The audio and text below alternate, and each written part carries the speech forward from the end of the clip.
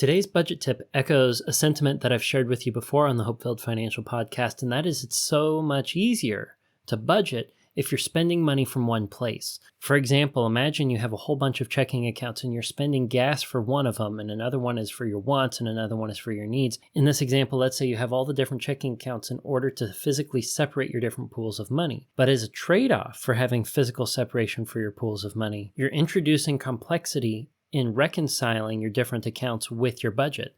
If you have a whole bunch of different places where you're spending money from and you need to update the budget, well, then you might need to go check each of the places you could spend from. And if the total number of your checking accounts and credit cards are somewhere near a dozen, well, checking a dozen places throughout the month, 4 times a month or so, however often you update your budget, is a lot more exhausting than spending money from one source. Now, that's not to say that you only need to carry around just a single debit card as you're managing your money. If something were to happen to that debit card, if it were to be stolen or lost, well, you're out of luck when it comes to spending money out of your account. It is important to have some semblance of redundancy, but I don't advocate that redundancy, a redundant checking account, be used for regular expenses. It lives there for the sake of, if something happens to your normal spending account, something happens to your normal debit card, well, now you have something that you can fall back upon.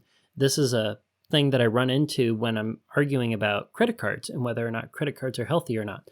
A common argument that is a pro for credit cards, well, if I have 3 credit cards and something were to happen to one of them, I can still spend from the other 2.